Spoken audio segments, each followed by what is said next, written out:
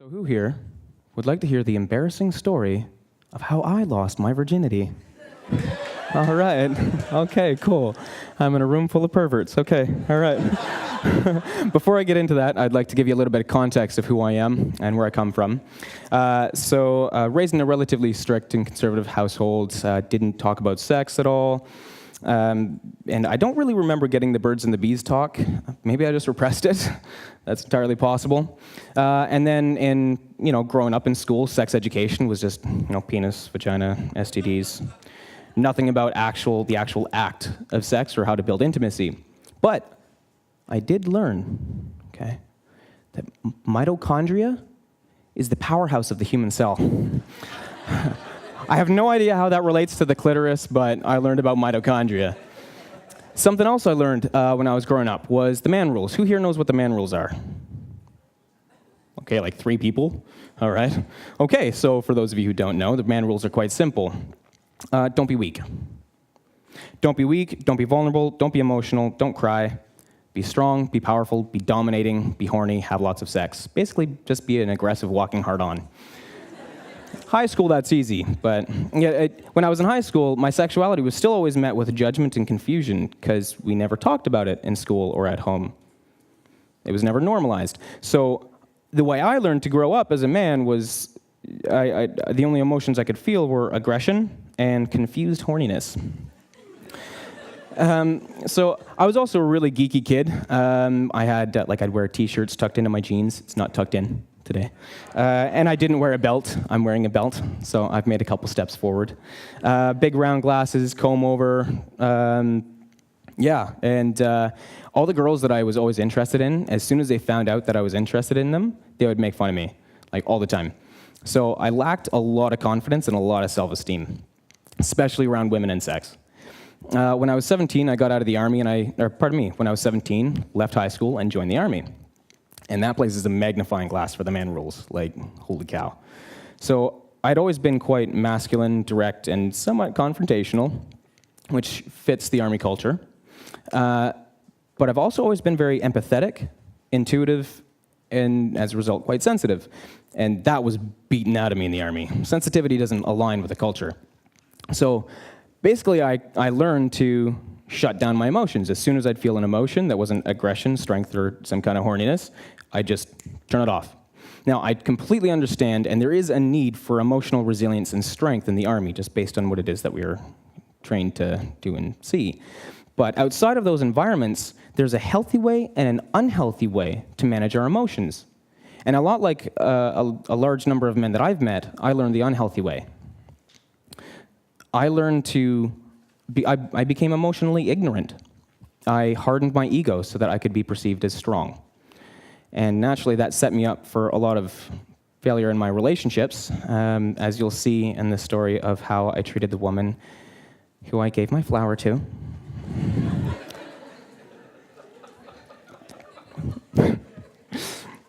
That was 2 years later, actually. I was 19, and I was desperate to lose my virginity.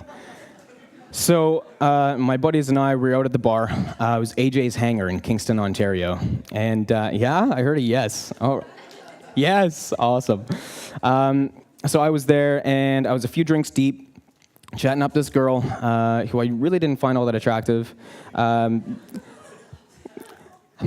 just telling you the story. And my buddy's real classy gentleman. One of them referred to her as Shrek. So, I don't hang out with these guys anymore, okay? Just kids, right? And so she couldn't resist my 19-year-old drunken virgin charm. Who could blame her, really? What's more sexy than a drunken 19-year-old virgin? Nevertheless, we went to her place, and as soon as I walked in, there was dried macaroni on the floor. There was food all over the counter, not on the plates on the counter, but on the counter. It was, that smell that you get when you leave out beer bottles and beer cans over a couple nights. Like, that was a smell that hit me. And her father was snoring in the bedroom. I could hear him snoring. And she lives on the pull-out couch in the middle of the living room. And I have to walk over her clothes to get to her pull-out. The pun kind of works, but it's the pull-out couch. And so we're sitting on the couch, the bed that was out, and she goes and gets a condom. She brings it over to me, and I'm like, yes, I'm gonna be a man. This is happening. And so she gives it to me, and I said, no, you put it on. I like to watch. In my head, I'm thinking, I have no idea what I'm doing here. In high school, the sex ed classes were, they made us put on these ski goggles that had a distorted view on them, and we put on construction gloves, and I had to put on a condom onto a banana to mimic being drunk or something. So, fun, ridiculous.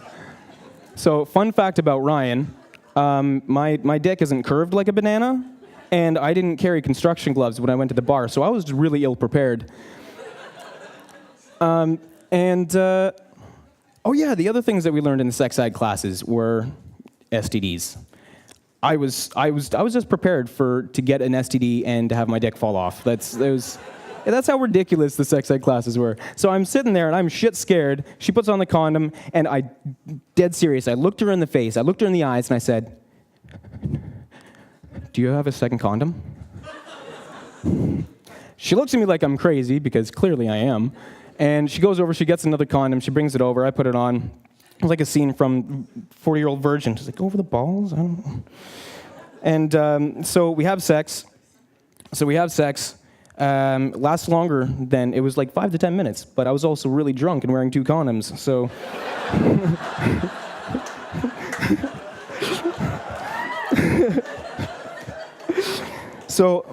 So I finish, and my pants are still around my ankles. I pull up my pants, I put on my shirt, I put on my shoes, I go over to the door, and there she is still on the bed. She's looking at me like, where the fuck are you going? I said, cool, thanks, later. And I just left.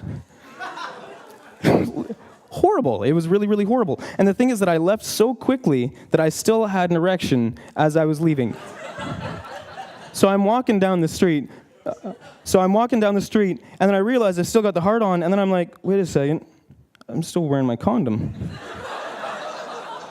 So I'm not going to pull it out and just take it off. I'm walking on the sidewalk, I'm just going to give it a little shake. Kick it out the bottom of the pant leg onto the sidewalk, and continue strutting on home.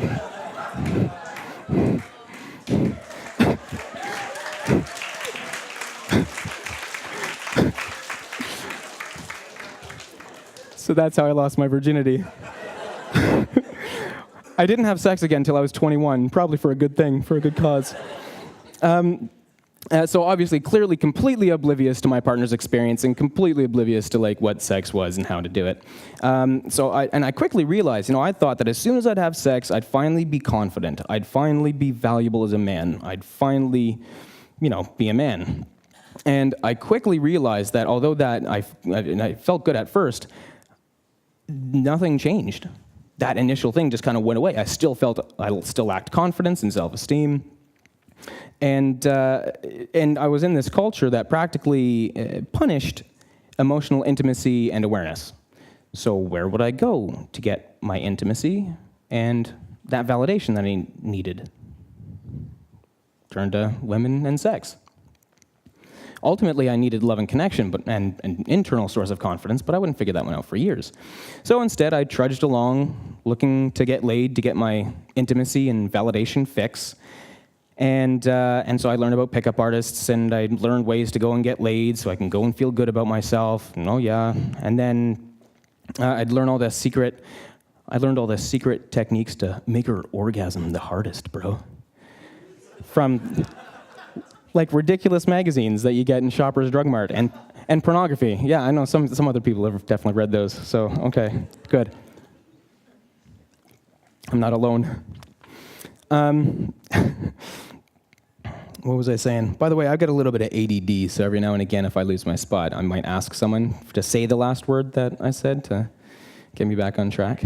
Magazines, thank you. Yeah, magazines. Pornography, thank you. I thought that my value as a man was directly correlated to my skills in the bedroom. I didn't think I had any other value. So I thought that if I was great in the bedroom, that a woman would never leave me. So clearly not healthy at all. And my relationships always seemed to end very quickly. Well, not very quickly, but quickly, and very negatively.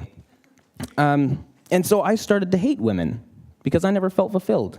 And I blamed them because I had no concept. And that pattern went on for a while until I had an ex-girlfriend say something pretty horrible. So who here has had a partner that has said something that was really negative and has had a long-lasting impact on your life? Quite a few, okay? So I need to preface this story with the fact that she and I are still friends. She's an amazing woman, okay? It was just a miscommunication that happened, and I didn't figure that one out for years. So I'm just relaying to you my experience, which is not necessarily always the facts. So we started dating, things were good. Started having, it was good sex. Then I had some stress at work, and I started to prematurely ejaculate. I was lasting maybe 2 minutes. And, my world kind of crumbled, because my whole value as a partner and as a man was riding on my skills in the bedroom. I didn't give her anything else. It was just that. So I approached her and I said to her, hey, so I'm not really lasting long enough, and I don't really feel like a good partner, and I kind of want to try a few different things to get myself back to normal. And she said to me, well, Ryan, I don't really enjoy having sex with you. If I don't enjoy having sex with you much longer, then, I'm just not going to.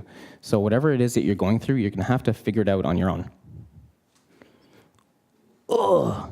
Right? Now, again, it was a miscommunication. I can get into those details in a personal conversation if you guys wanted to. So immediately, my sexual arousal was met with nervousness and anxiety. So I tried a whole bunch of different things to try to get myself back to, including self-hypnosis, to get myself back to a place of comfort and confidence so that I could last long enough in bed. So eventually I had to use the anger and the hatred that I was feeling towards women to mask that anxiety. So I had to be angry to have sex with the woman that I really cared for. I didn't want that. But it was the only thing that I could do to last long enough so that I could give her the experience that I knew that she wanted, and also so I could prove to her and to myself that I was a man. I eventually dealt with it using Tantra and started experiencing multiple non-ejaculatory orgasms. It was a fucking game changer.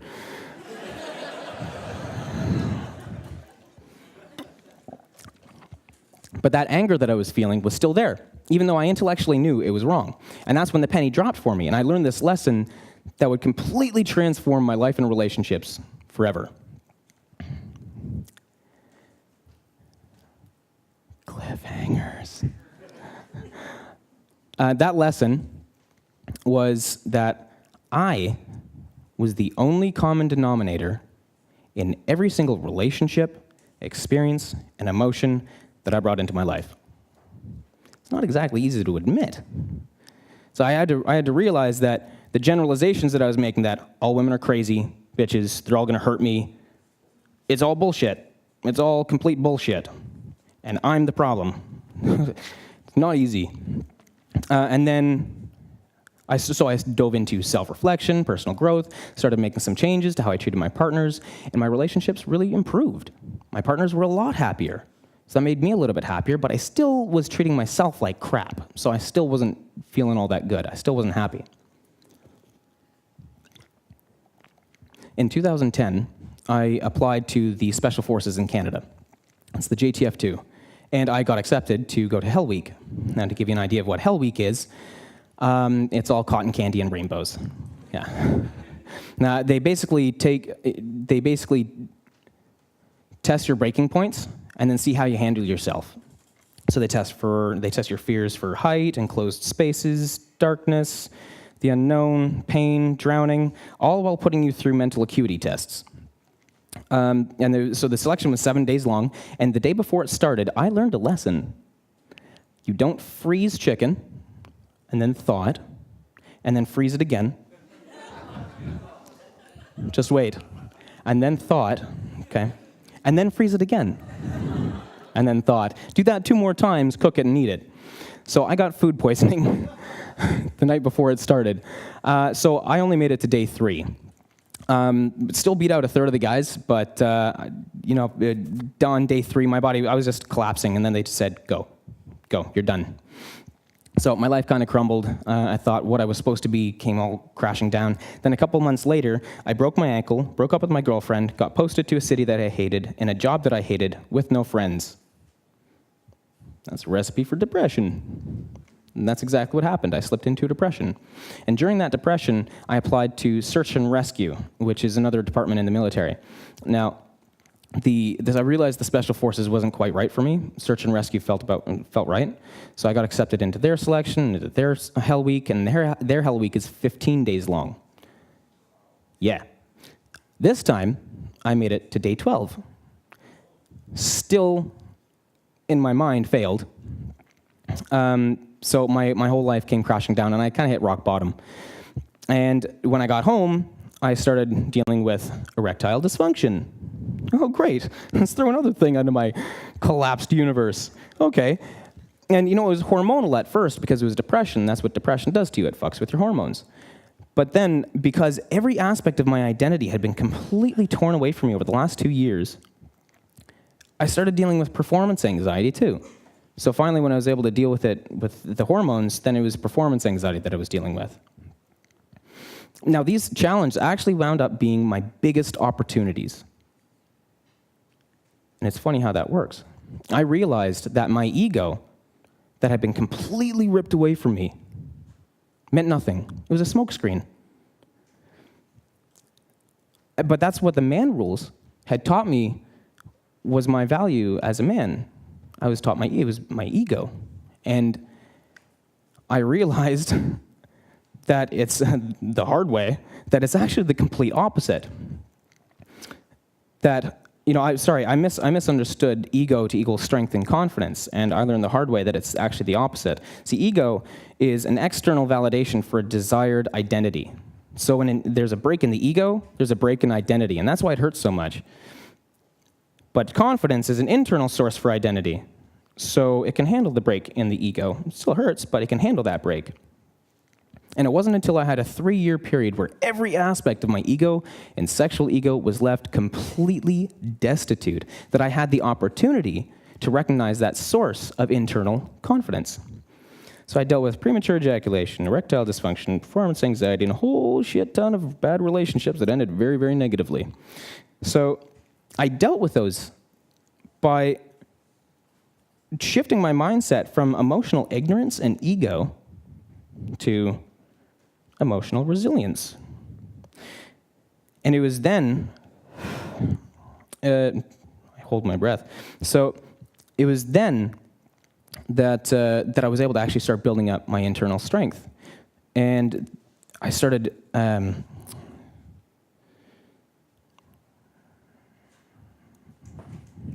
feel like a PC right now. You remember those commercials with Apple and PC, and they're having a conversation? The guy's like, Apple doesn't do that. Hey, Connor, I'm coming over to you to get an apple. Internal strength, emotional resilience, so that's how I built up my internal strength, was by learning how to feel and process my emotions. And the key to that is through vulnerability. And coming back to that story of how I was treating my girlfriends a lot better, and they were happy, but I wasn't, all of a sudden, I started treating myself better, and my relationships started to get a lot better. Who'd have thunk it? So, and I started having partners tell me how much happier and how much more comfortable and open they felt to speak and communicate with me and be with me than their past partners, simply because I was capable of talking about my needs and my desires and my boundaries, so they would be too.